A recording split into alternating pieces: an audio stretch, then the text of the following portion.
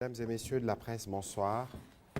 Heureux de vous retrouver une nouvelle fois en ces débuts de semaine dans le cadre de cet exercice de redevabilité qui en fait est devenu une tradition et je pense que le membre du gouvernement que vous avez vu le plus défiler devant vous, il s'agit du ministre, du vice-premier ministre, ministre des Affaires étrangères. Pourquoi lui? Parce que vous savez que c'est lui qui seconde le président de la République dans le cadre du front diplomatique pour ramener la paix à l'est de la République démocratique du Congo. Vous avez donc compris les sujets de ce soir, mais bien avant, je voudrais vous informer que il y a quelques minutes, j'ai déjà appris du gouverneur du Nord Kivu que le volcan Nyamulagira était rentré en activité et qu'il n'y a plutôt pas de risque pour la ville du Nord Kivu, d'après les éléments qui nous ont été transmis par l'Observatoire volcanique de Goma. Mais il est important que la bonne information soit donnée à temps pour éviter de mouvements de panique et des spéculations à propos. Nous pourrons y revenir dès que nous aurons plus d'éléments et je pense qu'au niveau du gouvernement provincial dans le Nord Kivu, dans les heures qui viennent, il y aura une communication qui se fera de manière conjointe avec l'Observatoire volcanique de Goma. Monsieur le vice-premier ministre, une nouvelle fois, je voudrais vous remercier de votre disponibilité pour participer à cet exercice de redevabilité. D'ores et déjà, je voudrais prévenir les téléspectateurs que le journal de la RTNC connaîtra un léger retard vu que nous sommes en direct. Le vice-premier ministre qui pourra nous faire le point. Vous avez suivi l'intense activité diplomatique que nous avons eue la semaine qui s'est achevée.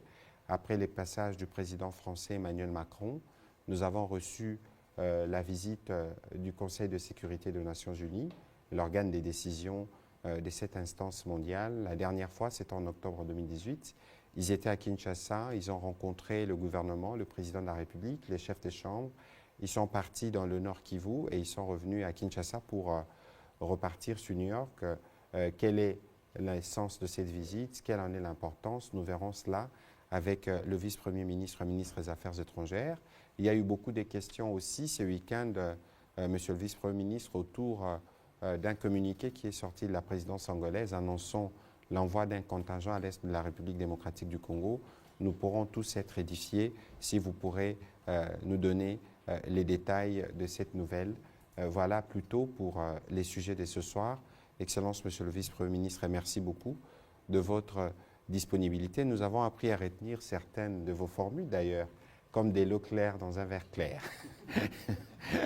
Voilà, merci de vous joindre à cet exercice de redevabilité pour permettre aux Congolais qui nous suivent de partout en République démocratique du Congo d'être informés de l'action diplomatique du président de la République et du gouvernement. Vous avez la parole. Merci.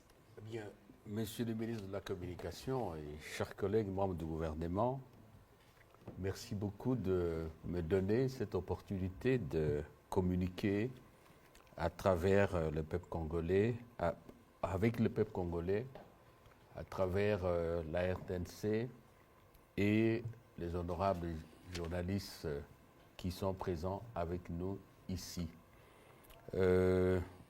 C'est un plaisir pour moi, un réel plaisir et un devoir que m'imposent mes fonctions que de rendre compte de ce que nous faisons aux côtés du président de la République, Félix-Antoine Tshisekedi Tshilombo.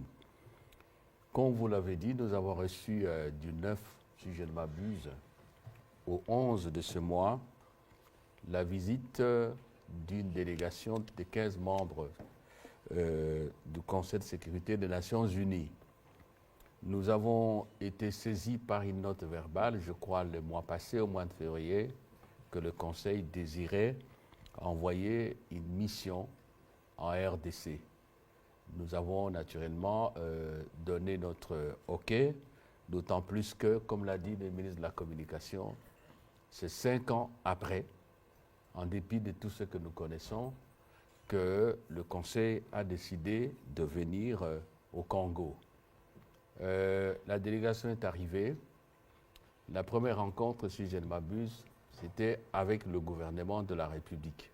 Par la suite, ça a continué jusque chez le chef de l'État. L'objet de la rencontre, de la mission, j'allais dire, d'après la communication qui nous a été faite par les missionnaires et eux-mêmes, était de venir entendre des dirigeants congolais ce que nous pouvons faire ensemble avec les Nations Unies. Comment, ça c'est eux-mêmes qui ont donné ces éléments, qui se sont exprimés, comment faire en sorte que le partenariat entre les Nations Unies et la RDC s'améliore et rencontre ce que veut le peuple congolais. Plus exactement, comment faire pour que la MONUSCO soit en phase avec la population congolaise et que les Nations Unies apportent véritablement une contribution à la solution particulièrement de la crise sécuritaire que nous connaissons depuis pratiquement 23 ans. Où est-ce qu'on en est avec les élections? Ils voulaient en savoir aussi. Qu'est-ce que les Nations Unies peuvent faire en ce qui concerne l'exploitation illégale de ressources naturelles de la RDC? Quel est l'avenir de la MONUSCO? Voilà, en quelques mots, peut-être en mes termes, mais c'était pratiquement ça qui nous a été dit comme objet de la mission. Nous avons, par la voix de M. le Premier ministre et même du chef de l'État, quand il a reçu la délégation dans la soirée, remercié les Nations Unies, en particulier le Conseil de sécurité, pour avoir pensé venir parler avec nous, vous vous en doutez, de ces questions qui sont essentielles. Le Premier ministre comme le chef de l'État ont remercié aussi le Conseil de sécurité d'avoir enfin compris qu'il fallait lever la mesure injuste et injustifiée des notifications d'achat et, pour ne pas dire, des ventes des armes et autres matériels de guerre à la RDC. Nous avons souligné aussi, au niveau du gouvernement particulièrement, de ce que le pays a comme priorité des priorités la restauration de la paix et de la sécurité à l'est du pays, à l'est, c'est-à-dire dans les provinces de l'Ituri et du Nord Kivu en particulier. Et à cet égard, nous avons circonscrit le débat, les discussions autour de 3 partenariats. Le partenariat pour la paix et la sécurité, le partenariat pour la stabilité, le partenariat pour le développement économique et social du Congo sur base du programme du gouvernement. Et nous avons fait à nos amis, à nos interlocuteurs, une recommandation importante. Nous avons estimé qu'ils sont venus nous voir pour savoir ce que nous pensons du partenariat et comment on peut l'améliorer ensemble. Pour ce faire, les 3 volets du partenariat dont je viens de parler doivent être examinés, on doit y réfléchir avec rigueur, sans complaisance, ni rhétorique excessivement diplomatique reposant sur des généralités. Bien au contraire, nous avons pensé, nous avons dit à nos amis que si nous voulons construire une perspective de paix durable et un partenariat qui puisse rencontrer les aspirations des Congolais et leur donner une nouvelle espérance, nous devons, si vous voulez, prendre le taureau par les cornes. Nous devons poser le vrai diagnostic et nous décider de prendre des mesures d'ajustement nécessaires, adéquates. Donc c'est sur ce fond-là que nous avons parlé avec la délégation des Nations Unies, plus précisément du Conseil de sécurité. Les 15 membres étaient représentés en toute sincérité, en tout cas dans la plus grande franchise de notre côté. Et je crois que nous nous sommes bien compris. Le président de la République a tenu aussi le même langage de la vérité et de la construction d'une nouvelle perspective qui puisse rencontrer, comme je viens de le dire encore une fois, ce que veulent les Congolais. Je pense que nous nous sommes bien compris les uns les autres et maintenant nous espérons que dans les jours à venir, il y aura des ajustements qui vont nous permettre d'aller de l'avant. Et sur ce point-là, parce que j'ai lu un peu ce qui est écrit à gauche, à droite, à la sortie de la réunion, j'ai dit et je répète que si l'on veut réellement redorer l'image ternie d'une institution de paix comme la MONUSCO, il faut se résoudre à faire des ajustements. Il ne sert à rien de maintenir un cadre comme celui-là, d'appeler les hommes et les femmes qui évoluent à obtenir de résultats si le mandat actuel de la MONUSCO n'est pas musclé, si la MONUSCO n'a pas les moyens de réaliser les missions qui lui sont confiées. Et cela, ce n'est pas de la complaisance, c'est la vérité. Vous savez vous-même que le secrétaire général des Nations Unies, lui-même, à la suite d'ailleurs de Madame la représentante spéciale du secrétaire général au Congo, qui est la chef de la MONUSCO, le secrétaire général a bel et bien dit que la MONUSCO aujourd'hui n'est pas en mesure de remplir la mission qui lui a été confiée. Et on observe effectivement que depuis les secousses qu'elle a subies, la MONUSCO bat un peu de l'aile et on ne sent plus la MONUSCO, même au minimum, comme dans le passé, je le dis, avec l'intention que ce qu'on a dit ensemble soit compris et qu'on réfléchisse encore en profondeur. Et surtout que ce que je vous dis là, vous avez suivi, le chef de l'État a souligné cette importance de revoir nos copies, d'ajuster nos approches, d'ajuster nos méthodes de travail. Il a dit en septembre l'année dernière à la tribune de l'Assemblée générale, le gouvernement, à travers ma modeste personne, a dit exactement ce que je viens de vous répéter ici. Donc, comme d'habitude, ne soyons pas optimistes outre mesure, même si par ailleurs l'analyse conduit au pessimisme, mais l'action doit nous inciter à un optimisme mesuré. Attendons voir donc le résultat. Je suis à votre disposition avec mon collègue, le ministre de la Communication, pour voir quel est l'un ou l'autre point d'ombre qu'il faut éclairer pour que nos compatriotes comprennent mieux ce qui se passe et soient le plus largement possible informés de ce qui s'est passé, de manière à ce qu'on mette le cap de notre combat pour la souveraineté, l'intégrité territoriale et l'indépendance de notre pays. Je vous remercie. Merci beaucoup, Monsieur le Vice-Premier ministre, pour la clarté de vos propos introductifs. On va commencer alors la série des questions. Pascal Moulengoua.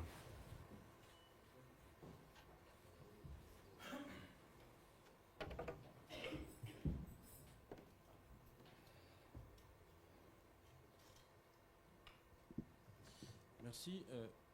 Monsieur le vice-premier ministre des Affaires étrangères, que ce soit le président Emmanuel Macron ou le Conseil de sécurité qui a bouclé sa mission hier, les deux instances, la France et les Nations Unies, quand même rappellent qu'il n'appartient pas à l'étranger de régler des maux sécuritaires de la République démocratique du Congo et que ce n'est même pas la MONUSCO qui réglera ces problèmes. Ne vous sentez-vous pas quand même, comme l'a dit ce matin un opposant, ne vous sentez-vous pas coincé? Écoutez, je vais vous répondre à l'aise. À l'aise parce que ce que nous connaissons aujourd'hui, c'est un héritage, un lourd héritage qui a été légué au président Félix Antoine Tshisekedi Tshilombo et qui s'emploie chaque jour, dès son investiture, à, si vous voulez, à régler cette facture-là de manière que nous puissions vivre dans la normalité républicaine, démocratique et la normalité sociale aussi. Donc ça ne nous gêne pas du tout d'en parler, encore une fois, en toute franchise. Laissez-moi vous dire que c'est extrêmement grave, c'est une erreur. À la limite, qu'on peut éviter si on est de bonne foi, c'est une erreur que de penser que dans ce pays, les autorités actuelles de ce pays pensent que les Nations Unies, qu'il y a un pays au monde qui résoudra les problèmes des Congolais, quels qu'ils soient, que du contraire. De la même manière, il est tout à fait inadmissible, j'allais dire incorrect, à la limite du scandaleux, que d'imposer à un pays, la République démocratique du Congo, à l'époque le Zaïre, d'imposer à ce pays d'accueillir les génocidaires qui venaient fraîchement d'endeuiller l'humanité, obliger le Zaïre. Je parle sous le contrôle de notre aîné, Léon Kengouadondo, qui était Premier ministre à l'époque. Allez dans le YouTube, vous trouverez ces paroles. Lorsque la RDC a refusé ou voulait refouler les génocidaires, la voix est venue d'où? Suivez mon regard. Il est donc à la limite du scandaleux de dire à ce pays que l'on a contraint à faire ça, que ce pays est responsable des drames que connaissent ces populations. Ça n'est pas juste et c'est inadmissible. Il est également extrêmement grave et inadmissible qu'on vienne en RDC pour effectuer une mission noble dont je venais de vous donner l'objet, parler avec les autorités congolaises, et je vous ai dit que nous avons demandé que ce soit la sincérité, la franchise, le vrai diagnostic, et qu'on vous fasse ce diagnostic, et par la suite, vous faites le Ponce Pilate. Cela n'est pas possible.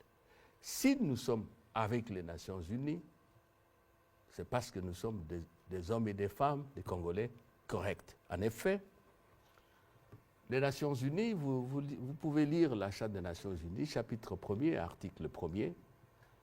Parmi les objectifs fondateurs des Nations Unies, ce qui figure en première place, c'est la sécurité, le maintien de la paix, la sécurité à travers le monde. Et si vous continuez au chapitre 7, article 39, jusqu'à même 32 au-delà, il a été mis un dispositif juridique clair, comme je dis, comme de l'eau claire dans un verre clair, qui organise la manière dont les Nations Unies, en particulier l'Organisation des Nations Unies comme instrument institutionnel, accomplit ses missions fondamentales. Et donc, nous sommes restés dans le cadre normal des Nations Unies. On ne peut pas compter sur les Nations Unies, mais on doit compter avec les Nations Unies. Et est-ce que vous pensez que c'est pour rien que le tout-puissant Occident, avec des grandes puissances, des pays membres permanents du Conseil de sécurité, les États-Unis, la France, la Grande-Bretagne, et en termes de pays économiquement forts, on peut citer également, on citera l'Allemagne, et j'en passe. Ces pays-là, est-ce que vous pouvez me dire qu'ils manquent de moyens pour résoudre le problème et pour se retrouver toujours aux Nations Unies? Dans la crise ukrainienne, vous savez que c'est à chaque session qu'il y a des résolutions sur ça. Pensez-vous que ces pays-là ont besoin absolument de l'Assemblée générale du Conseil de sécurité pour résoudre leurs problèmes? Non, parce que la vie internationale a été organisée de cette manière-là. Nous avons affaire à un État, le Rwanda, je ne cite pas les autres que vous pouvez imaginer, tous membres du Conseil de sécurité, membres des Nations Unies plutôt. Nous n'avons pas de choix, tant que nous sommes dans la dynamique internationale, que d'aller de ce côté-là.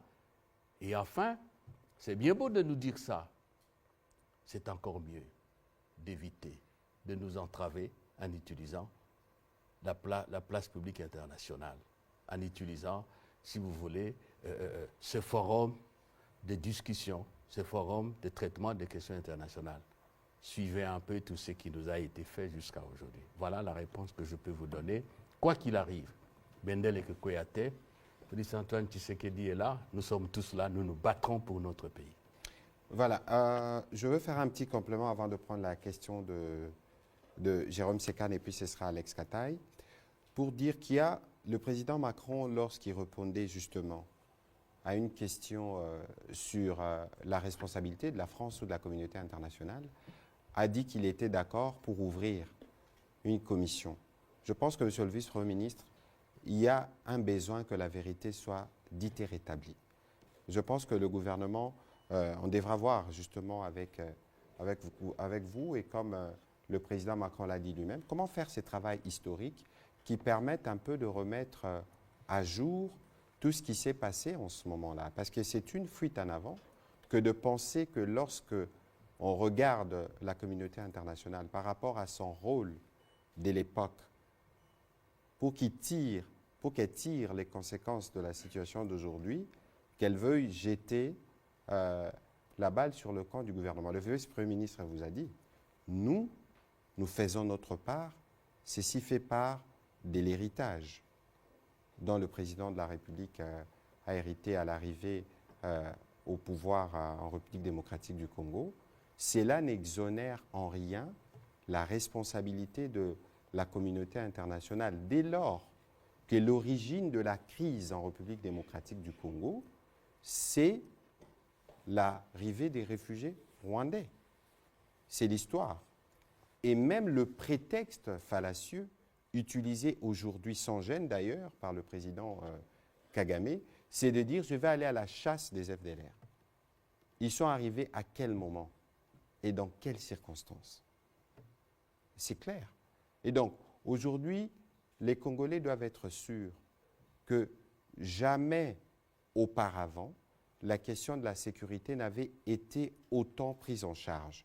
Ici, nous vous avons parlé de loi de programmation. Ici, nous avons parlé de tout ce qui s'est mis en politique de la défense, de tout ce qui s'est mis en place pour la montée en puissance de nos forces armées. Nous savons que personne ne fera le boulot à notre place. Mais il appartient aux autres États qui appartiennent à la communauté des nations, parce que l'Organisation mondiale est régulée, de tirer les conséquences de la crise. De toute évidence, les Congolais comme nous avons déjà compris, et le président de la République n'a de cesse de le dire, que nous sommes le premier à pouvoir trouver des solutions à nos problèmes, et nous le ferons. On va prendre la question de Jérôme Sekane. Mettez là un petit mot là, sur la commission. La commission proposée par le président français. Pour notre confort d'intellectuels, de scientifiques, tant mieux. Vous savez que la meilleure façon d'enterrer un problème au niveau international, c'est de le confier à une commission. C'est ça. Dois-je faire des démonstrations particulières aux Congolais quand on sait que le rapport mapping est au cimetière des écritures des Nations Unies, quand on sait que les récents rapports ont pris aussi cette voie, cette route du cimetière. Et voilà, à chacun de faire son jugement. Voilà, on va prendre la question de Jérôme Sekane. Merci. Je voudrais d'abord couvrir de fleurs notre gouvernement pour la diplomatie qui produit quand même des résultats plus que par le passé. Je commencerai par ce que vous venez de dire tout à l'heure. Le rapport Mapping se retrouve dans les cimetières des Nations Unies, mais également les experts des Nations Unies ont fait du bon travail. Qu'est-ce que les 15 membres du Conseil de sécurité vous ont dit à ce sujet? Est-ce que vous avez abordé cette question?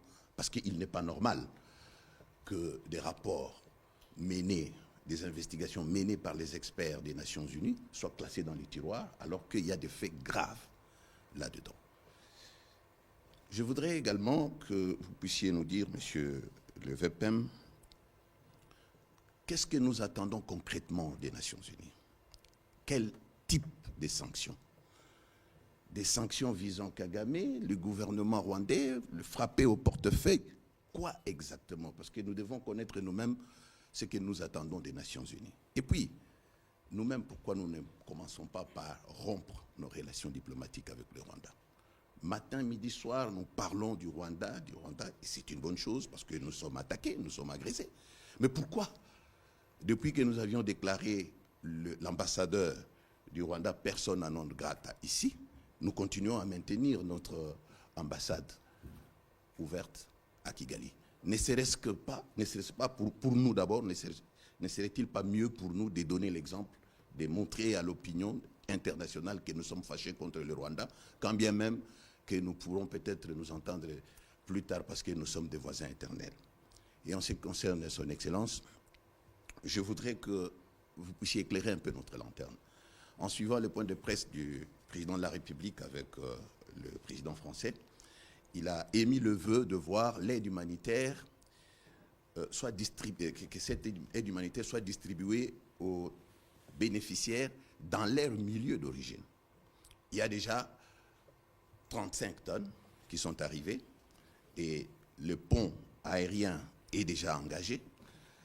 Est-ce que vous avez pris des précautions pour que la priorité reste le retour de ces déplacés dans leur milieu d'origine avant que nous ne puissions... Parce que sinon, la communauté internationale va prioriser d'abord l'aide humanitaire au lieu de prioriser la paix. Merci. Alors, je vais répondre rapidement avant que le vice-premier ministre n'embraye à son tour. Je pense que mon collègue de la solidarité et des affaires humanitaires s'y trouve sur place. Il y a de l'aide qui n'est pas seulement venue, d'ailleurs, de l'Union européenne. Je pense que le président, de par ses contacts diplomatiques, a pu obtenir à peu près 800 tonnes des Émiratis qui se trouvent sur place. Et comme le président de la République l'a dit ici, il faut qu'on se comprenne, parce que j'ai eu l'impression qu'on a voulu travestir le fond de la pensée du président de la République. Lorsque le président de la République alerte sur les conséquences que cette crise peut avoir sur la tenue des élections, notamment du fait des déplacements des populations, les gens crient au glissement.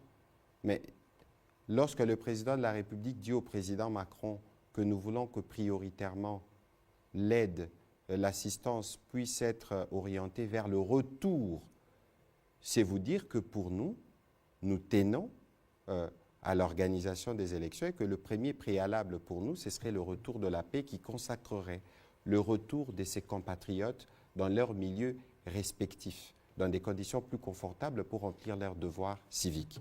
Et donc, mais pour que ces populations puissent retourner dans leur milieu d'habitude, il faut que la paix soit restaurée. Et c'est pourquoi nous sommes en train, aujourd'hui les VPM pourra en dire davantage sur notamment le mécanisme, le contingent angolais qui va se déployer pour encadrer le processus, parce que pour nous, cesser les feux, ce n'est pas grand-chose. Cesser les feux, retrait, cantonnement, démobilisation. C'est cela le 4 points, les 4 étapes que nous attendons et ce qui nous permettra à nos populations d'être assistées pour le retour. Parce qu'on a assisté à des simulacres de retrait il y a quelques jours. Nous attendons de voir comment ces processus vont évoluer, de sorte que les collègues de la solidarité d'affaires humanitaires vont centraliser. Je ne sais pas quel type de biais, je n'ai pas les détails de la liste de l'aide qui est arrivée, pour que cela soit aussi utilisé les moments venus pour permettre la rélocation ou le retour de nos compatriotes dans leurs milieux respectifs. Et donc c'est un processus que nous suivons et qui dépend aussi du respect du cessez-le-feu et du respect du plan qui a été convenu, en tout cas à la feuille de route de Luanda, qui prévoit le retrait, les cantonnements et la démobilisation. Voilà la réponse à ces propos. Je voudrais demander au vice-premier ministre de prendre en charge vos 3 ou 4 précédentes questions. Bien, la première question, que nous ont dit les 15 membres de la délégation du Conseil de sécurité concernant les rapports? Je voudrais tout simplement rappeler à tous que nous n'avons eu de cesse, le chef de l'État lui-même, le gouvernement, que de demander à ce que tous les rapports, y compris le rapport mapping, soient examinés. Rappelez-vous toutes les correspondances que le gouvernement a eu adressées au président du Conseil de sécurité. Rappelez-vous même les dernières interventions du chef de l'État dans les aéropages internationaux sur la question. Nous n'allons pas démordre de cela. Il nous a été dit, pour l'ensemble de tout ce qu'on a dit, dont acte, nous rentrons à Washington, nous allons à New York, nous allons examiner. Voilà. Mais nous n'allons pas comme je vous dis, lâcher prise. Qu'attendez-vous des Nations Unies? Sans vouloir créer de la polémique ni d'équivoque, je vais vous expliquer clairement, nous n'attendons pas des miracles. Nous disons, il y a une charte, celle des Nations Unies, il y a une série de conventions relatives aux droits de l'homme, il y a d'autres instruments juridiques qui régissent les relations entre les nations, tirer tout simplement les conséquences de ces instruments juridiques. La loi n'a d'utilité que quand elle peut régler les différends, les conflits, que ce soit à l'échelle nationale et internationale. Et pour cela, il faut la sanction. C'est ce que nous demandons. Et il ne faut pas qu'il y ait la politique de 2 poids, 2 mesures. Nous comprenons. Il ne faut pas non plus créer des précédents. J'ai à vous dire ici que si on commence à admettre en Afrique, dont les pays ont des populations frontalières partout, qu'un État peut décider un beau matin ce qu'il va aller faire là-bas pour telle ou telle raison, on est parti, l'ordre international est complètement en désordre. C'est ce que nous demandons. Et les sanctions, elles existent. On les a déjà appliquées. Notre pays vient de sortir d'une sanction. Interdiction d'importer les armes, obligation de notification de vente. On a même interdit, s'il vous plaît, l'assistance en formation de nos militaires. Pourquoi la même sanction ne peut pas être appliquée à un pays qui lui achète des armes pour vendre à des mouvements terroristes? C'est quand même contraire à ce que nous avons comme instrument aux côtés des Nations Unies et aux côtés de l'Union africaine. Il n'est pas compréhensible que les Nations Unies, qui sont contre l'impunité dans tout le domaine, puissent supporter, puissent accepter qu'on se donne des libertés vis-à-vis du droit international, vis-à-vis des pratiques qui ont permis de créer les conditions de paix et de maintenir cette paix-là, de la maintenir tant bien que mal depuis 1945, depuis la fin de la guerre mondiale. C'est ce que nous demandons, donc je ne vous en dirai pas plus. Nous nous battons pour ça. D'ailleurs, pourquoi dois-je perdre mon temps? Je m'adresse aux Congolais. Vous connaissez là l'affaire des sanctions. On a déjà imposé des sanctions, même aux individus dans ces pays. Et voilà. Donc nous attendons aussi de réponses. Alors, la rupture de relations diplomatiques avec le Rwanda. On pose souvent cette question-là. Et parfois, les plus critiques tirent à boulet rouge.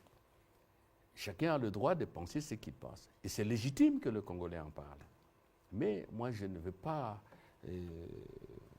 comment dirais-je, encourager mes compatriotes, les conduire vers des voies de facilité ou des solutions superficielles, des remèdes, des thérapies qui ne guérissent absolument rien. Allez, les pieds sur terre. Est-ce qu'aujourd'hui, nous avons une relation diplomatique avec le Rwanda? Elle se matérialise en quoi? Dites-moi un peu qu'il y a un fait, une action, une attitude qui démontre que c'est un pays avec lequel nous avons des relations diplomatiques. Ça n'existe pas. Même pour l'ambassade, j'ai l'impression que le compatriote a oublié que depuis que Maître Nkulu Kilombo, qui est ambassadeur au Rwanda, est revenu et il est juge à la Cour constitutionnelle, nous n'avons jamais eu d'ambassadeur. Il n'y en a jamais eu. C'est une chargée d'affaires qui est là, que j'ai rappelé, qui est ici à Kinshasa. Notre frontière est toujours ouverte. Oui, la question de la frontière, moi je suis froid. Hein? Bon, c'est mon tempérament. Il faut voir ça avec beaucoup de lucidité, sans passion, et avec peut-être un discernement qui permette de faire de la part des choses et de ne pas pénaliser des innocents de part et d'autre. C'est comme ça que je vois. Nous avons pris des mesures. Il est là, au Conseil supérieur de la défense, pour réglementer le mouvement des biens et des personnes, qui doivent s'arrêter à quelle heure? 15 heures. 15 heures. Et cela est strict. Lorsque nous verrons que il faut absolument, je voudrais rassurer les Congolais, au nom du chef de l'État, au nom du Premier ministre du gouvernement, on le fera sans tarder. Mais encore une fois, je n'aime pas de remède superficiel. Allons sur le fond. Allons sur le fond. Je suis certain qu'il y a des compatriotes qui ne sont pas d'accord avec moi, mais quand on est en charge de la gestion du destin national, avec un homme comme Félix Antoine Tshisekedi Tshilombo et le gouvernement de la République, auquel mon collègue et moi nous appartenons, il faut toujours être froid. Il faut toujours prendre de la hauteur et savoir qu'est-ce qui est utile au temps X, qu'est-ce qui est déterminant et qu'est-ce qui ne l'est pas. Dans tous les cas, sur ce chapitre-là, s'il ne tient qu'à annoncer, parce que dans la réalité, nous n'avons pas de relations diplomatiques avec le Rwanda, à annoncer, bon, le gouvernement n'hésitera pas à le faire. Mais encore une fois, j'appelle l'attention de nos compatriotes sur le fait qu'il faut aller sur le fond du problème. Alors, j'ai répondu à la question de notre... Nous n'avons pas d'ambassadeur à Kigali, il n'y a pas d'ambassadeur depuis très très très longtemps. On avait une chargée d'affaires, mais qui a été rappelée ici. Alors, je crois que, Monsieur le Vice-Premier ministre, il est important qu'on rappelle pourquoi nous demandons les sanctions. Le 6 juillet, si vous vous souvenez, nous étions à Luanda pour la première rencontre avec la partie rwandaise autour de la médiation angolaise. Le 6 juillet. Nous sommes aujourd'hui le 13 mars. Quelle est l'avancée que nous avons enregistrée de manière concrète sur terrain? Aucune. Au contraire, la guerre a gagné en intensité, le Rwanda s'est entêté et a continué à soutenir l'M23. Vous avez entendu l'ambassadeur français le dire à Goma que maintenant ça apparaît comme né sur le visage, on ne se gêne même plus de le dire et de les reconnaître. Pendant 7 mois, dans quel fora n'avons-nous pas été? Quel engagement n'a pas été pris? Mais pourquoi pensez-vous alors que le président Lorenzo, qui s'était porté garant pour créer un mécanisme ad hoc de suivi des accusations réciproques, et d'ailleurs au dernier sommet d'Addis Abeba, le général angolais qui commande cette mission a clairement fait les rapports à tous les chefs d'État, le président Kagame était là, que le M23 n'a rien respecté du cessez-le-feu qui prévoyait, vous vous souvenez, le retrait au 15 janvier, où je n'ai plus la date exacte.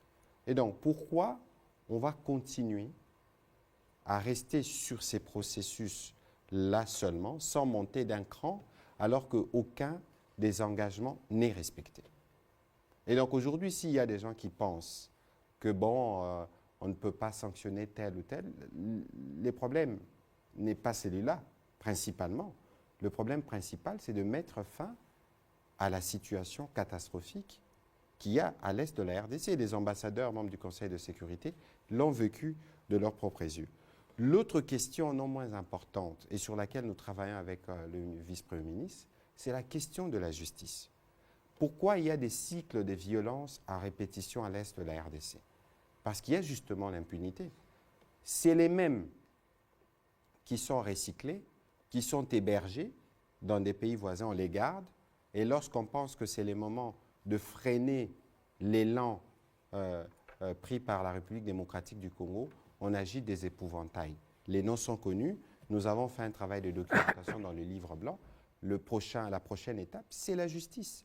Parce que lorsqu'il y aura des condamnations des individus dont je me fais l'économie de citer les noms, devant les juridictions nationales et internationales, en ce moment-là, ce sera plus contraignant et on demandera au Rwanda de livrer tous les criminels qu'ils gardent là-bas. Et c'est aussi cette stratégie-là sur laquelle nous travaillons pour que justice soit faite et les Nations Unies y tiennent. Le président de la République l'a dit à Genève, il y a un besoin fort de justice pour garantir le retour et la stabilité à l'est de la RDC. Sur la question de frontières, vous êtes économiste, M. Jérôme Sekana. Vous savez, et le président de la République n'a de cesse de le dire, que les Congolais n'ont aucun problème avec le peuple rwandais. Et que cette situation pénalise malheureusement ou a des répercussions sur l'activité économique. Je rappelle que la frontière RDC-Rwanda, c'est l'une des frontières les plus fréquentées au monde. Et qu'il y a des Congolais qui ont des résidences de l'autre côté et vice-versa. Donc des gens qui vivent entre les deux, qui vendent des tomates, de petits commerçants. Et donc nous avons réfléchi au Conseil supérieur de la défense, en discussion d'ailleurs avec la DGM qui nous a dit, écoutez, si nous décidons de fermer la frontière, on a réduit les heures, donc l'activité a été réduite, mais si nous décidons de fermer totalement, il y aura beaucoup de préjudices de part et d'autre parce que les populations sont dans une situation de dépendance. Que par le passé, quelle que soit la nature de nos rapports au niveau politique, mais les populations qui n'ont rien à voir avec l'esprit belliqueux du président Kagame continuent à commercer avec les Congolais. Et donc, il y a cet aspect qui a été pris en compte et qui est toujours pris en compte dans tout ce que nous faisons, parce qu'au bout du compte, comme vous l'avez dit tout à l'heure, il y aura un moment où cette crise passera, où les Congolais pourront peut-être continuer ou faire davantage des affaires, parce que c'est même l'essence de notre adhésion à la communauté de l'Afrique de l'Est.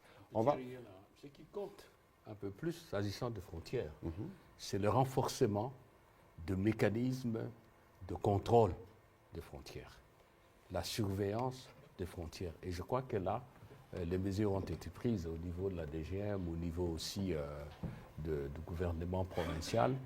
Et jusque-là, je pense que le dispositif tient. Voilà, on va prendre la question d'Alexis Kataï.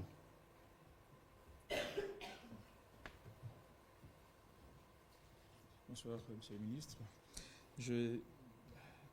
Quelques questions. Donc, je vais en dire 3 ou 4.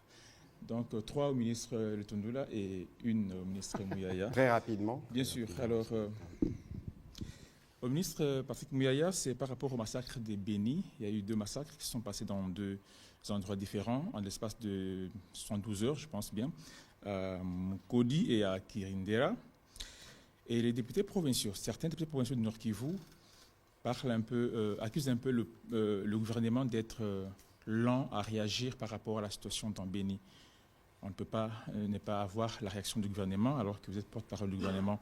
Qu'est-ce que le gouvernement pense de la situation qui prévaut à Béni, qui a prévalu plutôt à Béni dans ces 112 heures, les 2 massacres, où les députés provinciaux pensent que le gouvernement est lent à réagir par rapport à cette situation-là? Lent à réagir, je ne pense pas, parce qu'il y a un dispositif principal qui est en place. Et d'ailleurs, je pense qu'à ces propos, le gouverneur militaire est de passage à Kinshasa parce qu'il devait rediscuter de toutes ces questions avec la hiérarchie. N'oubliez pas, si vous avez consulté les comptes rendus du dernier Conseil de ministres, nous sommes revenus dessus, et qu'il y a des opérations qui continuent entre-temps entre les forces armées, nos forces armées et les forces armées ougandaises. Et vous savez, très souvent, lorsque les terroristes se sentent acculés, ils posent des actes d'une gravité spectaculaire pour attirer de l'attention. Vous avez aussi suivi, je pense qu'il y a un communiqué du gouvernement américain qui a mis à prix la tête du principal chef des ADF. Et donc, l'attention, on ne l'a jamais perdue sur les sujets. Et donc, le gouverneur est sur place. Il y a évidemment des dispositions qui seront prises parce qu'il n'y a pas eu seulement des morts. Il y a eu des compatriotes qui ont été pris en otage et pour lesquels les services sont déjà à pied d'œuvre pour voir comment on pourra les récupérer. Ici, il faut savoir que nous combattons des terroristes. Et des terroristes qui, malheureusement, en représailles, s'apprennent à la population justement pour s'aimer la terreur. Mais nous n'avons jamais lâché prise en termes de vigilance, en termes de suivi de la situation sur place à Béni. Merci. Vice-Premier ministre, M. Christophe Lutundula, l'ONU propose, l'ambassadeur de la France à l'ONU l'a dit à Goma, que le gouvernement congolais dialogue avec les M23 pour sortir de la crise dans l'Est. Que répond le gouvernement congolais par rapport à cette demande, cette proposition de l'ONU? L'élection du Dr Kaseya à la tête du CDC est remise en question par le Rwanda. Que répond la RDC par rapport à cela? Et enfin, le Rwanda dit avoir été chassé du sommet de la CEAC, ici à Kinshasa. Qu'est-ce que la RDC répond à cette accusation? Merci. Heureusement que vous en riez. Mais comment pensez-vous qu'on peut chasser un pays qui est pleinement membre d'une organisation? Excellence, Monsieur le VPM, je pourrais rebondir sur cette question-là après. Ok, je vais vos vous réponses. laisser de répondre à ça. Le dialogue avec l'M23. Non, soyons sérieux. Et les Nations Unies savent qu'elles ont puni les leaders du M23. Vous êtes des médias, vous pouvez vous documenter là-dessus. C'est-à-dire, en fait, ce sont des criminels. Ça vient des Nations Unies.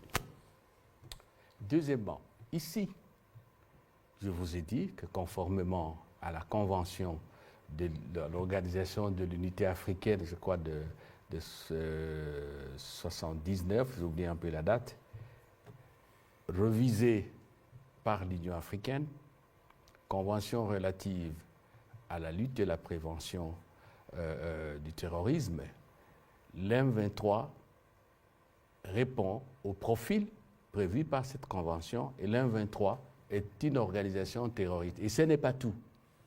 Le Conseil paix et sécurité de l'Union africaine qui va arriver ici le lundi 20, ici à Kinshasa, dans une décision qu'elle a prise l'année dernière, a effectivement affirmé que l'M23 est une organisation terroriste.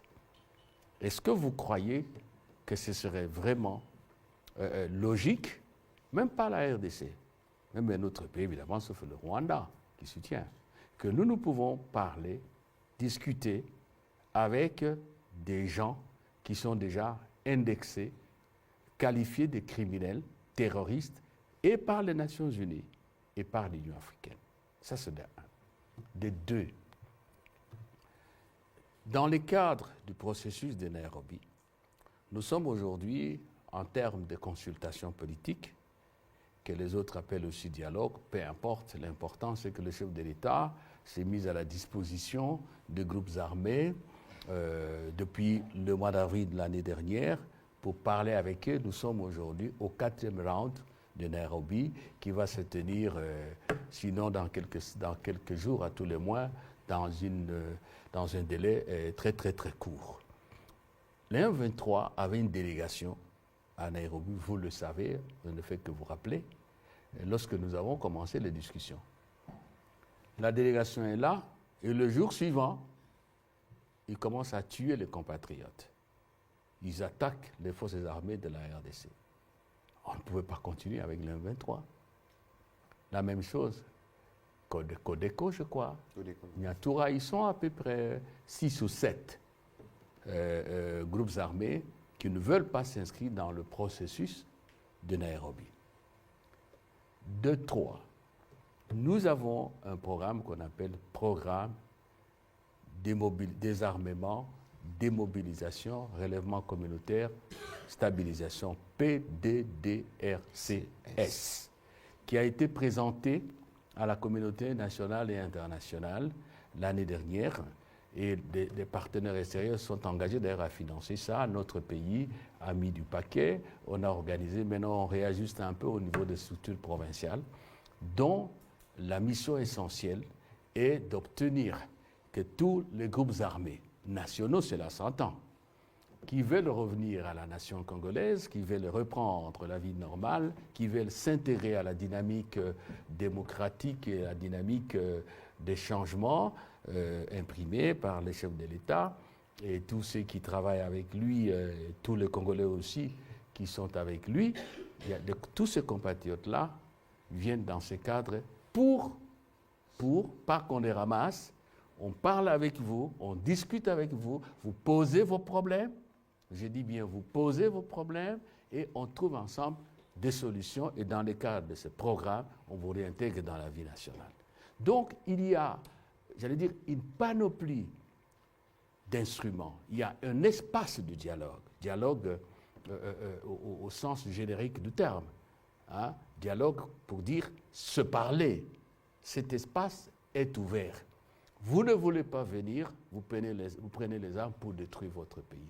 Pensez-vous qu'un gouvernement responsable, qu'un chef d'État responsable peut vous dire, oui, mais évidemment, on va vous dire... Et donner la prime à la violence. À la violence. Non.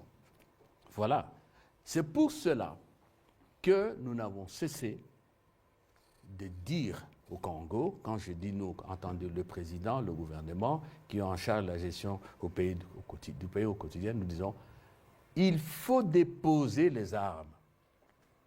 Il faut dégager les espaces obtenus par la violence. Il faut que les compatriotes reviennent à leur domicile. Il faut que ceux qui disent qu'ils sont véritablement congolais, et c'est de leur droit, le prouvent en se mettant au service de la nation et en s'intégrant dans la dynamique de la paix. Dès que cela est fait, la Constitution est là. Le président, article 69, c'est le garant, je résume, de la bonne tenue de la nation. Nous tous, nous avons les mêmes droits, évidemment les mêmes obligations. Donc voilà, pour qu'on se comprenne avec nos compatriotes, avec la communauté internationale. Voilà la question du dialogue que vous avez posé. Ah oui, Chassé, je laisse à... Jean Casséa. Ah oui, Jean Casséa. Chacun peut se permettre de relever quand même. C'est quand même drôle que j'ai beaucoup de respect pour la fonction du président Kagame et la personne aussi. Il mérite de respect, c'est un être humain qui a de hautes responsabilités. Mais je ne connais pas le cas où on revient à ce type de décision. Mais ce qui est plus important, ceux qui ont eu le temps de suivre savent qu'il a été élu à l'unanimité. Tous ceux qui étaient là ont dit, ce monsieur, il est pas au profil. Et ils étaient à peu près 107 candidats. 107 candidats. Il y a eu des phases éliminatoires jusqu'au moment où ils sont restés à 2. Une dame de la Guinée-Bissau et Dr Kasseya. Et le jour-là, tous ceux qui étaient là, chefs d'État, ministres des Affaires étrangères, ont dit à l'unanimité, celui qui vaut, celui qui convient, celui qui a le profil. Alors, je ne sais pas, on va remettre ça en cause. Pourquoi? On va remettre ça en cause. Pourquoi? Je crois qu'il y a une... c'est la preuve, justement, qu'ils sont affectés dans le cœur de leur stratégie et que vous pouvez mentir lundi, mardi, mercredi, mais la vérité finit par arriver. Et donc, ils ont pris tous ces temps, depuis que la session s'est tenue il y a à peu près un mois, pour revenir... le docteur Jean Kasséa, il a été porté par les présidents, vous vous souvenez, monsieur le vice-premier ministre, depuis Washington, et qu'il a le profil qui correspondait. Si aujourd'hui les Rwandais reviennent derrière, ça vous donne une illustration de leur degré, j'allais dire, des désarrois par rapport justement à la stratégie diplomatique qui est déployée par les présidents de la République. Parce que vous savez que ça ne va plus durer longtemps. Aujourd'hui, depuis que nous parlons, vous voyez que tout le monde dit c'est le Rwanda. Parce qu'ils ont été plusieurs fois couverts pour tel ou tel autre zone, mais plus ils continueront à être barbares, plus ils seront exposés. Et nous-mêmes, nous allons nous charger de la suite. Alors, un petit mot sur Kasséa, ce n'est pas à nous de répondre. Je vous ai répondu pour ne pas laisser planer de l'ombre. La question est posée au président Azali qui a présidé. La lettre a été adressée au président Azali. Oui, c'est même pas la conférence des chefs d'État. Non, à l'organe. Ce président Azali, voilà. Et ben, dans la même lettre, il parle. Je crois qu'il y a. Je ne suis pas ministre des Affaires étrangères ni ministre de l'intégration régionale, mais je pense que toutes ces organisations ont une commission. Je pense que c'est la commission technique qui, elle, s'occupe de l'organisation matérielle de sommet. Ah oui, pour la question de... La question du sommet de CEAC. Oui, vous allez continuer, mais je vous ai rappelé, monsieur le ministre, que la fois dernière, rappelez-vous, l'avant-dernière fois, la fois passée, avant ce sommet lorsque le président, c'était au sommet de la remise reprise, non, la remise reprise s'est faite à... La remise de reprise, c'était le dernier. Au Congo-Brazzaville. C'est là que le président a repris le bâton. Oui. Mais il y a eu un sommet ici. Une session qui s'est Le Rwanda n'est pas venu. Et ici, j'ai fait remarquer ça. Le Rwanda n'est pas venu. Ni par le chef de l'État lui-même, ni par mon collègue, le ministre des Affaires étrangères. Vous voyez, pour le reste... Je souffle un peu. Sur ces sommets, justement, j'ai discuté avec le ministre de l'Intégration régionale. Il y a une commission qui s'occupe de la préparation. Des notes verbales ont été envoyées. C'était un sommet où on devait passer le flambeau de commandement. Il y avait une exigence que le sommet s'était né en présentiel. Le Rwanda a demandé que cela se fasse, ils ont demandé une participation en ligne et les liens ont été accordés parce que le ministre des Affaires étrangères rwandais a participé en ligne à la cérémonie d'ouverture. Et puis il y avait des travaux à huis clos et en huis clos, il semble qu'il n'y a pas des travaux en ligne qui ne soient couverts. Les experts ont participé, au niveau ministériel ils ont participé, à quel moment ont-ils été exclus? C'est la profondeur du désarroi, comme vous l'avez dit tout à l'heure, qui peut faire écrire des choses de ce genre. De toute évidence, c'est la commission de la communauté économique des États d'Afrique centrale qui y répondra. On va prendre les 3 dernières questions en série parce que nous devons libérer l'antenne pour le journal. On va prendre M. Mbelechi, on va prendre Paul Matendo et Serge Tseka. S'il vous plaît, une question par personne pour nous permettre de terminer. Merci, Monsieur le Ministre. Ma question s'adresse au vice-ministre des Affaires étrangères. Vice-premier ministre, s'il vous plaît. Désolé, vice-premier ministre. Monsieur le vice-premier ministre, pourquoi dans votre politique d'extérioriser la solution à la crise en République démocratique du Congo, vous focalisez plus sur les Nations Unies, alors que l'Union africaine n'a jamais prononcé sur l'aide du Rwanda au M23. Est-ce que ça ne serait pas aussi nécessaire de pousser l'Union européenne à se prononcer à ce sujet? L'Union africaine, plutôt. Et puis, une autre question, malgré elle a été posée par elle se pose au ministre, au porte-parole du gouvernement. Vous avez gagné la guerre diplomatiquement. Le Conseil de sécurité des Nations Unies a condamné, a cité les Rwandais de soutenir M23. Aujourd'hui, vous refusez d'échanger, de discuter avec ces groupes armés aujourd'hui qui semblent être le plus fort, entre parenthèses. Quelle serait alors la solution politique demandée par les Nations Unies, selon vous? Merci. On va prendre Paul Matendo. Merci beaucoup, Monsieur le ministre Patrick Moyaya. Je m'adresse directement au VPM. Ma première question, le week-end dernier, la présidence angolaise a annoncé l'arrivée du contingent angolais en RDC. Ce contingent arrive quand et il a quel mandat? La deuxième question, ici, vous avez annoncé haut et fort que le mandat de l'AIC était offensif.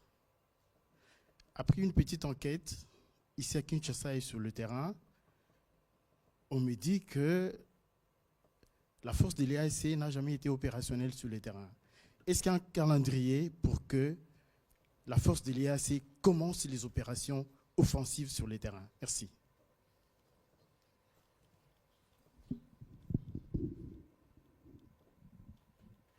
Allez-y, Serge. Merci, Monsieur le ministre. Monsieur le vice-premier ministre, en rapport avec la mission de membres du Conseil de sécurité en République démocratique du Congo, est-ce qu'on pourra voir dans les jours à venir la mission de la MONUSCO ici, de l'option militaire, puisse monter en puissance ou changer clairement ses attributions de manière à ce que cette mission puisse devenir beaucoup plus offensive et soit équipée, parce que quand le responsable des Nations Unies elles-mêmes disent que cette mission n'est pas équipée alors que le besoin est autre, on aimerait savoir exactement si cela figurait parmi les discussions. Et monsieur le ministre des Communications, si vous pouvez transmettre à votre collègue de l'Intérieur, c'est une question d'actualité, le phénomène Kuluna est en train de battre, de prendre des ampleurs extravagantes à Kinshasa. Dernièrement, vers Brikine, on a brûlé un supposé Kuluna. La population commence à faire le travail de la police, à faire le travail de la justice. À cette allure-là, je pense que les choses puissent se compliquer davantage. Donc, si on pourra avoir l'occasion d'avoir le ministre de l'Intérieur ici, ça sera une bonne chose. Merci. Monsieur le vice-premier ministre. Oui, on a posé la question de Extérioriser la crise de la RDC, c'est ça? Extérioriser. Extérioriser, C'est-à-dire oui. chercher oui. des solutions à l'extérieur. Oui. Si. Mais les autres, ce n'est pas la première fois qu'on pose la question. Hein. Il y a des compatriotes qui ne cessent d'écrire et de dire que nous avons, ils vont très loin, que nous avons internationalisé la crise congolaise, on met ça sur notre dos, que nous avons sous-traité la défense et la sécurité de notre pays. Il y a toute une série de concepts qui sont en vogue actuellement. Non, j'ai eu à répondre à cette question ici. D'abord, je commence par ce qui est plus simple. Vous avez dit qu'on ne s'adresse qu'à l'ONU et non à l'Union africaine, donc je crois que vous avez manqué l'information. Il y a eu le mois passé, je crois que c'était du 16 au 19, du 16 au 19 février, une série de réunions à Addis Abeba impliquant l'Union africaine à travers le Conseil de paix et sécurité qui arrive, comme je vous ai dit, le lundi, et la conférence des chefs d'État et de gouvernement, et on a pris des décisions, notamment le recours à la facilité de paix dans la mesure où l'argent est là, pour appuyer la force régionale, et aussi l'approbation du plan de paix, du chronogramme plus précisément, qui a été adopté par le mini-sommet des chefs d'État de la communauté de l'Afrique de l'Est, présidé par le président Lourenço, qui est le mandataire, le médiateur désigné par l'Union africaine, en même temps président d'exercice de la CIRGL, co-présidé aussi par le président Ndayishimiye. Donc l'Union africaine est là, et la semaine prochaine, vous aurez l'organe qui est comme le Conseil de sécurité de l'Union africaine, chez nous, à l'image du Conseil de sécurité des Nations Unies. Donc là, c'est faux. Alors, et l'affaire de sous-traiter ou d'externiser, je m'excuse, c'est un terme que je n'ai pas bien noté, le traitement de notre crise, voilà ce que je dis. Nous avons dit partout au monde que c'est le Rwanda qui agresse la RDC. Je crois que je ne mens pas. Le Rwanda, c'est un État comme nous. OK? Le Rwanda, nous partageons avec le Rwanda les Nations Unies, l'Union africaine, la CIRGL et la communauté de l'Afrique de la CAC aussi. On venait d'en parler. Ça veut dire quoi? Ça veut dire que dans les actes constitutifs de cet ensemble d'organisations internationales, il y a des mécanismes qui sont prévus lorsque deux États membres sont en conflit. OK? Et c'est comme ça que la communauté des États d'Afrique de l'Est, l'année passée, à partir du mois d'avril, s'est saisie du dossier et a désigné le président Uhuru. C'est comme ça que l'Union africaine, au mois de mai, à Malabo, a décidé de confier le dossier au président Lourenço en vertu du principe de la subsidiarité qui veut qu'en pareil cas, on commence par les communautés régionales avant de remonter en haut, et on dit au président Lourenço, faites tout pour maintenir le dialogue entre la RDC et le Rwanda. C'est toujours dans ce sens-là que le Conseil de sécurité, je vous ai rappelé, la Charte des Nations Unies, le chapitre 1er, article 1er, sans compter le chapitre 7, le Conseil de sécurité des Nations Unies a repris, j'ai dit repris parce que l'affaire, c'est une affaire qui date de plus de 20 ans, n'est-ce pas? Donc, ce n'est pas qu'un beau matin, on se réveille et on dit, on va à tel endroit, à tel endroit. Ça, c'est la première chose. La deuxième chose, dès lors que nous impliquons, nous accusons à bon droit un État tiers, deux choses. Ou bien alors, on fonce, c'est la guerre, encore que même la guerre, ça n'échappera pas à la communauté internationale, ou bien nous partons là où nous sommes obligés de partir en vertu de notre adhésion à toutes ces organisations. Je crois que c'est clair. Et la question que je pose, depuis 1960, y a-t-il eu une crise, une guerre, agression, rébellion, que nous avons pu, j'allais dire, je n'aime pas offenser, terminer sans qu'il y ait l'accompagnement, c'est un euphémisme, je suis d'accord avec vous, de la communauté internationale. Voilà. Donc, ce n'est pas question d'aller dire on a sous-traité. Même quand les gens disent il faut requinquer l'armée, mais le président Tshisekedi, depuis qu'il est là, il n'a fait que ce travail-là. Aujourd'hui, le leadership de l'armée, je ne mens pas, a changé et ça va continuer. Notre armée fait face à 3 armées, une armée de terroristes et 2 armées régulières. Vous comprenez ce que je veux dire. Donc, je pense que là, les choses doivent être claires. Et nos compatriotes doivent comprendre que lorsqu'on est un État comme la RDC, qui vit dans un environnement international qui a ses règles, on ne peut pas penser, évoluer, même si on a les moyens. Je vous ai parlé du cas du bloc occidental. Le bloc occidental, oui, la Russie est un pays très fort, mais l'ensemble des Occidentaux, c'est quand même un bloc. Mais ils repartent toujours à New York.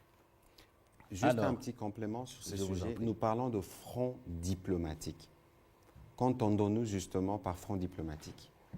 Ça veut dire qu'il y a notre appartenance à toutes ces organisations qui suppose que nous devons porter les sujets à ce niveau-là parce que le monde est organisé de cette manière-là. Et donc, vous avez parlé de victoire diplomatique. Nous ne considérons pas encore que nous sommes victorieux.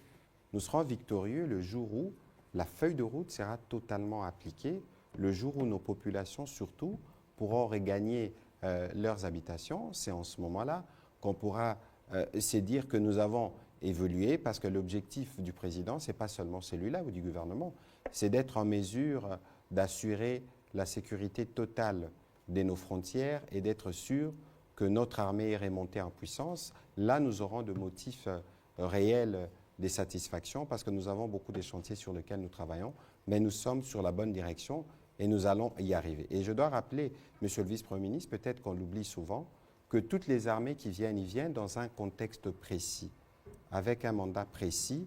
Ils viennent appuyer les forces armées de la République démocratique du Congo. Il y a eu la réunion d'Arusha en Nairobi qui a précédé celle des chefs d'État, où les chefs d'État-major ont travaillé sur un plan opérationnel. Vous avez vu les déploiements de Burundi.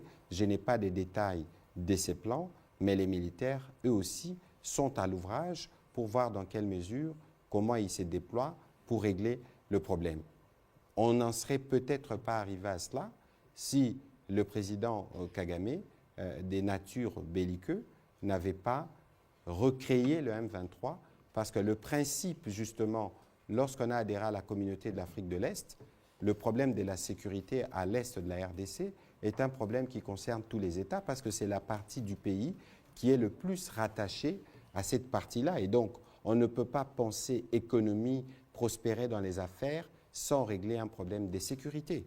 Et donc, c'est dans ces cadres-là que tout le monde a dit, nous devons nous mobiliser, parce qu'il faut regarder la nature de problèmes de sécurité que nous avons là-bas. Nous avons de groupes armés étrangers. C'est des problèmes de sécurité qui doivent se régler avec le pays d'où ils viennent. Et d'ailleurs, ce serait bien que la communauté internationale commence à dire aussi au président Kagame de dialoguer avec les FDLR, parce qu'il ne les tuera pas tous.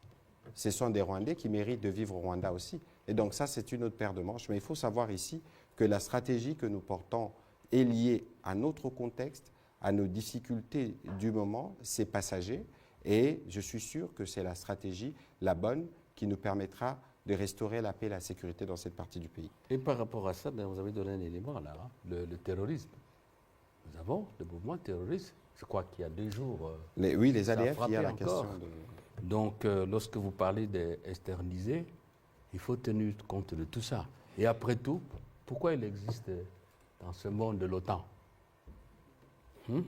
Sinon, les États-Unis pour certains pays européens, j'allais dire, on n'a pas besoin de l'OTAN. Chaque pays s'assume.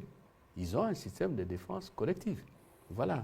Alors, et une autre question. Oui, L'Angola. l'arrivée, bon voilà, c'est bien. Il faut expliquer ça. Premier élément, à Luanda, lorsque nous avons commencé il y a quelques mois, nous avons convenu, quand je dis nous, c'est la RDC, la délégation, conduite par votre serviteur que je suis, sous l'instruction du gouvernement et du chef de l'État, et la délégation rwandaise. Nous avons convenu que, comme le mécanisme de vérification élargie de la CIRGL pose problème à nos amis rwandais qui n'ont jamais accepté un rapport de ce mécanisme-là, même quand ils étaient en conflit ouvert avec le Burundi, on se met d'accord d'avoir un mécanisme ad hoc. Le terme ad hoc, là, se réfère surtout au fait que ça n'existe que pour ce conflit ici. Donc le mécanisme pour cela. On a dit, on met en place ce mécanisme ad hoc de vérification des allégations, des accusations de l'un et l'autre État, vice-versa. OK? Et on a dit, on avait convenu avec les Rwandais, on met ce mécanisme, on va le confier à l'Angola. C'est ainsi que l'Angola a désigné un général, Joao, j'oublie encore le nom. Nassone, voilà, pour diriger les mécanismes. Donc, c'est une structure que l'Angola gère. Nous avons désigné un officier général qui est officier de liaison, le Rwanda aussi. Ça, c'est de un. De deux, parce que vous avez parlé de l'Union africaine, je crois le 17 février, on s'est réunis le 16. Et les mini-sommets d'Addis Abeba, État de l'Afrique de l'Est plus le président Lourenço, ce mini-sommet a décidé de confier à l'Angola la charge de notifier chaque fois les recommandations et les décisions prises par le mini-sommet. Allez dire au M23 pour qu'il n'allègue pas l'ignorance de ce qui a été décidé. Voici ce qui a été décidé et voici les conséquences si vous ne vous exécutez pas. Et le président Lourenço, comme chef d'État de l'Angola, devait travailler avec le président Uhuru. C'est ainsi que vous avez appris que le président Lourenço a reçu une délégation du 1-23 pour notifier justement ce qui a été décidé à Addis Abeba. Maintenant, le ministre de la Communication vous a dit, rien n'est exécuté. L'Angola, pour autant qu'il prend au sérieux, et c'est sérieux, le mandat qui lui a été confié a l'obligation de mettre en mouvement ce mécanisme qu'on lui a confié pour s'assurer que ce qui a été décidé est à tout le moins en train de s'exécuter. Voilà pourquoi le président Lourenço, après en avoir référé au chef d'État concerné, il a informé le président Kagame, il a informé le président Tshisekedi, le président Ndayishimiye, le président Ruto, je crois la présidente de la Tanzanie a aussi l'information.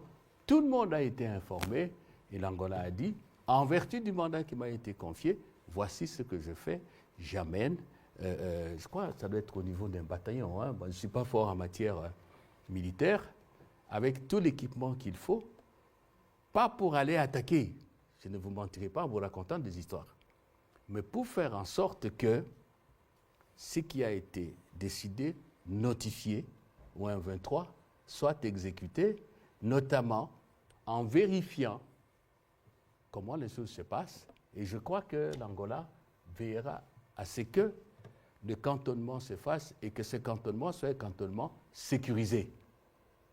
Voilà, grosso modo, la question telle qu'elle se pose, qu'il n'y ait pas d'équivoque.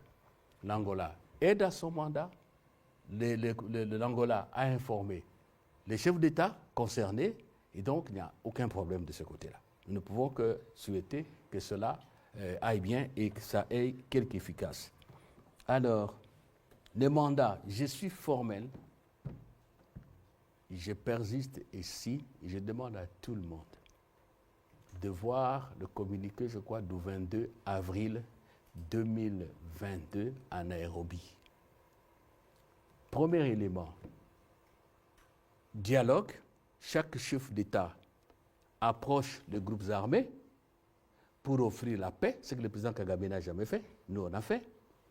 Les groupes armés qui résistent à l'offre de paix, la force régionale intervient pour maîtriser ce groupe armé. C'est ce qui est dit. Allez lire ce document-là. Donc, j'en viens. Le premier calendrier, je n'y reviens plus parce que vous savez que ça a été violé. Oui, il y a un calendrier qui a été... Je l'ai dit tout à l'heure, la réunion des chefs d'état-major a précédé celle des chefs d'État à Arusha. Non, pas à Arusha là. C'était du côté du Kenya, je crois. À Arusha, c'est entendu. Oui, c'était au Kenya. Oui, non loin de Mombasa. Il y a un deuxième chronogramme, un deuxième programme de cessation des hostilités, de désarmement, d'évacuation et tout, qui était décidé par les chefs d'état-major des pays de la CAC, de l'UAC plutôt, avec le commandant de la force régionale. Et encore une fois, ça n'a pas été respecté. Alors la dernière question, est-ce que je pense que cette fois-ci la MONUSCO va monter en puissance et qu'il y aura des changements dans son mandat? Nous avons dit ce qu'il fallait dire. Je voulais affirmer. Ce n'est pas nous qui décidons. On est venu nous demander ce que nous pensons être nécessaire de faire pour que la MONUSCO soit crédible, que la MONUSCO et les Nations Unies rencontrent les aspirations des Congolais. Nous n'avons pas été... on n'est pas passé par 4 chemins, on a dit les choses de la manière la plus claire. Et il nous a été répondu qu'on s'est replié sur New York, qu'on va nous répondre. Donc, comment voulez-vous que nous-mêmes nous puissions vous dire oui, ça se fera ou ça ne se fera pas? Je vous ai dit qu'on s'est compris et que chacun assumera ses responsabilités. Nous ne ferons jamais les nôtres. Voilà, je pense qu'on a répondu à toutes les questions. Mbelechi, sur les Koulouna, on va demander au vice-premier ministre, peut-être les gouverneurs de la ville ou l'inspecteur provincial de la police pour venir de l'intérieur, excusez-moi, ou les gouverneurs de la ville pour venir répondre à la question. Il y avait la préoccupation de Mbelechi sur les refus de discuter avec les groupes armés. Je pense que le vice-premier ministre avait répondu à la question et que pour nous, il y a une feuille de route qui avait déjà été établie et la feuille de route prévoit cessez-le-feu, retrait, cantonnement, démobilisation. C'est les 4 ou 5 expressions que vous devez retenir. C'est au terme de tout ça qu'on verra dans le cadre du PDDRCS comment les choses peuvent se régler dans le détail. Monsieur le vice-premier ministre, avant peut-être que vous ne puissiez dire un mot de la fin, je voudrais relire rapidement le communiqué que je viens de recevoir de l'Observatoire volcanique de Goma au sujet de l'éruption en cours de Nyamulagira. Donc l'Observatoire volcanologique de Goma, en charge de la surveillance de volcans de Goma et de l'activité sismique de la région, porte à la connaissance de la population de Goma et des environs qu'à partir des 18h, heure locale, une lueur ardente a été observée au sommet du volcan Nyamulagira. Les données actuelles de la sismicité indiquent un mouvement des magmas à des faibles profondeurs dans les cratères centrales du volcan Nyamulagira.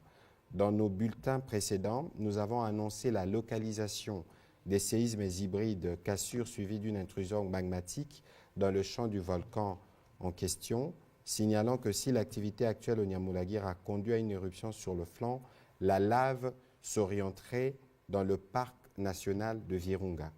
Toutefois, les produits volcaniques tels que des cendres, des cheveux, de pellets et des scories peuvent retomber dans les zones habitées consécutivement à cette activité dans le cratère.